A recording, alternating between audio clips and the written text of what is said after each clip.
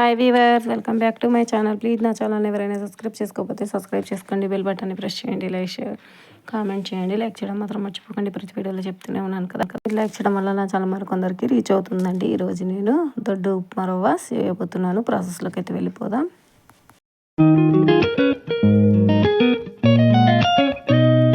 ముందుగా స్టవ్ వెలిగించి కడాయి పెట్టుకొని అందులో ఆయిల్ వేసుకోవాలండి. డీప్ ఫ్రైకి సరిపడా ఆయిల్ బాగా హీట్ అవ్వాలి. ఆయిల్ బాగా హీట్ అయ్యాక ఇందులో తాలింపు గింజల్ని వేసేసుకోవాలి. మినప్పప్పు, ఆవాలు, జీలకర్ర, శనగపప్పు అండి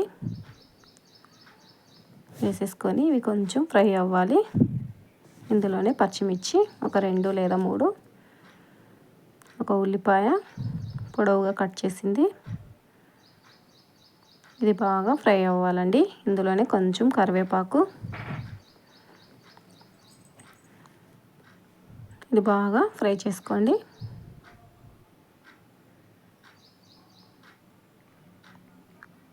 ఇది గోల్డెన్ బ్రౌనిష్ కలర్ వచ్చేంత వరకు ఫ్రై చేసుకోవాలండి.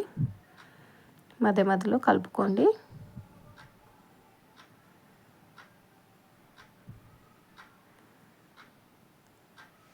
ఇప్పుడు కొంచెం ఫ్రై అయిపోయింది. ఇంకొక 2 మినిట్స్ ఆగుదామండి. ఇది గోల్డెన్ బ్రౌనిష్ కలర్ వచ్చేసింది కదా. ఇప్పుడు ఒక్క టమాటా అండి, ఇందులో కొంచెం ఉప్పు వేసుకోండి, తొందరగా కుక్ అవుతుంది.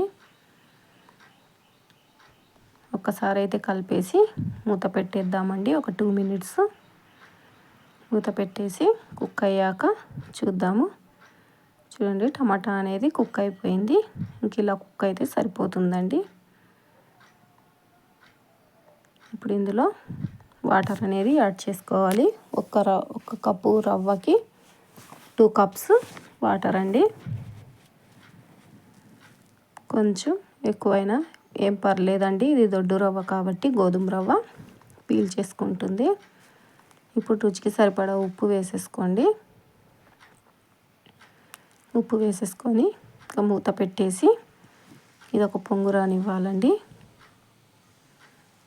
ఇంక ఇప్పుడైతే చూడండి, ఇంకొక పొంగు అయితే వచ్చేసిందండి.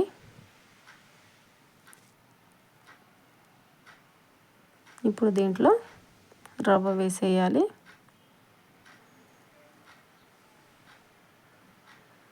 స్లోగా రవ్వ వేసేసి కలుపుకోండి. మొత్తం వేసేసి దగ్గర పడేంత వరకు కుక్ చేసుకోవాలండి. ఎంతో టేస్టీగా ఉండే షుగర్ పేషెంట్ కానీ ఎవరైనా సరే తినేసేయొచ్చండి హ్యాపీగా. ఇంక ఇప్పుడైతే ఇది కలిపేసుకోండి. ఇంక ఇది దగ్గర పడేంత వరకు కుక్ చేసుకోవాలి. ఇంక ఇప్పుడైతే దగ్గర పడిపోయింది, స్టవ్ ఆఫ్ చేసేసుకోవాలి.